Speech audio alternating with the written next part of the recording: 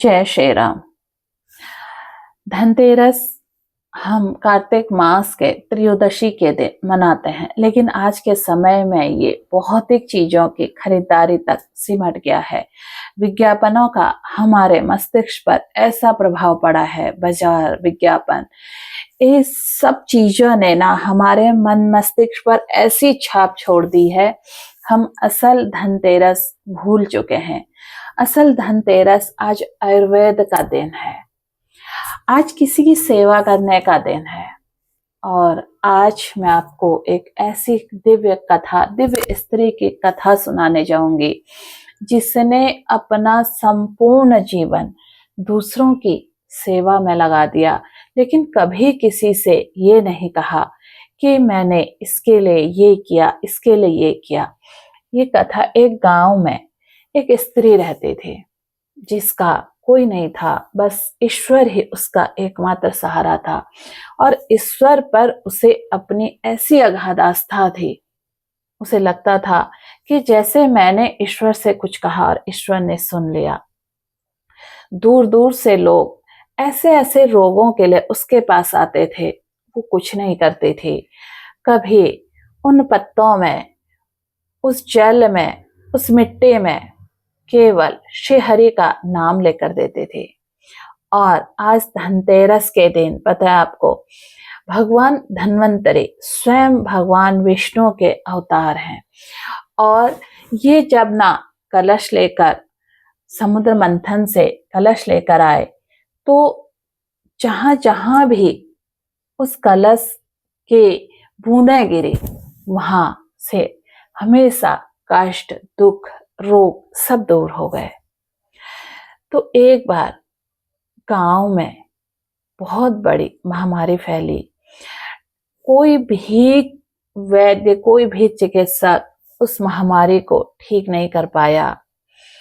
तो इस दिव्य देवी जो थी, इनके स्वप्न में भगवान हरि स्वयं आकर उन्होंने कहा कि तुमने पूर्व जन्म में बहुत तपस्या करी थी, इस जीवन में मैंने ही तुम्हें लोगों की सेवा के लिए एकांत जीवन दिया है। तुम कल सुबह एक जल का पात्र मेरे आगे से रख देना, और जो मंत्र तुम रोज करती हो वही मंत्र करना, और सुबह जब सब सो रहे होंगे उस पूरे गांव में उस जल को छिड़क देना, ये महामारी ठीक हो जाएगी। और ये स्वप्न देखकर अचानक उसकी नींद खुली, क्योंकि उसे स्वप्न के ही माध्यम से संकेत मिलते थे और वो उन सब चीजों को करती थी। उसके बाद से वो उठी, उसने स्नान वगैरह किया और एक तांबे के कलश में श्री हरि के आगे, भगवान विष्णु के आगे जल भरकर कलश रख दिया, और बहुत ही प्रेम से उसमें उसने वही जो मंत्र वो रोज पढ़ती थी वो मंत्र पढ़ा। उसके बाद गांव में हर जगह तुलसी का जो पत्ता होता है, उसके आगे की जो उसमें मंजरी होती है, वो उसमें उसने डाली थी। और उसी की एक टहनी लेकर उसने, तुलसी की ही एक टहनी लेकर उसने क्या करा, उस जल को सारे गांव में श्री हरि का नाम लेकर छिड़क दिया। और फिर जो भी उसके पास आया उसने हर एक को वो जल पीने को दिया, और महज 3 दिन में उस गांव से वो महामारी खत्म हो गई। ये चमत्कार होता है, और ये चमत्कार हम और आप नहीं करते हैं। ईश्वर ने जिसको भी ना इस चीज का माध्यम बनाना होता है, वो हर एक को हर जगह पर लाकर खड़ा कर देता है।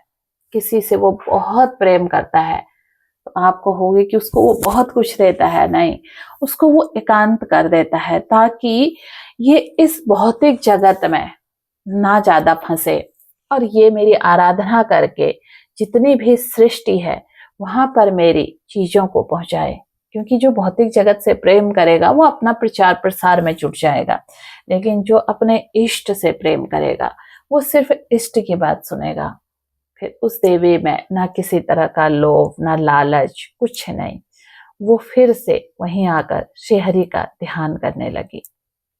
तो हमारे मंत्रों में, हमारे जो सात्विकता में, इन सब चीजों में बहुत ताकत होती है।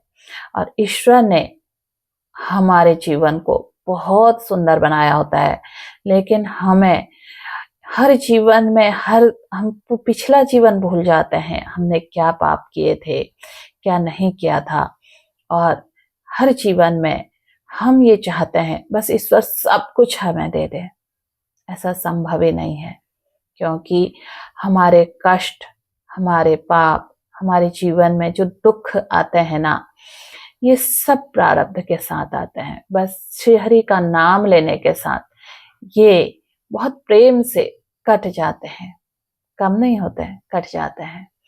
बस उनकी पीड़ा, जब हम कभी सुई चुभती है ना, तो हल्की सी आंख बंद करते हैं तो पीड़ा कम हो जाती है, या सुई लगाते समय माँ हमारा हाथ पकड़ती है तो पीड़ा का अनुभव वैसा नहीं होता, लेकिन पीड़ा तो होती है, अनुभव नहीं होता। बिल्कुल ऐसा ही इष्ट के साथ है। हम प्रारब्ध काटते हैं, इष्ट हमारे साथ होते हैं, तो हमें उस पीड़ा का अनुमान नहीं होता। आप भी श्री हरि का ध्यान कीजिए, जीवन में अपने इष्ट का नाम जप कीजिए, आपकी संपूर्ण पीड़ा को वो हर लेंगे। जय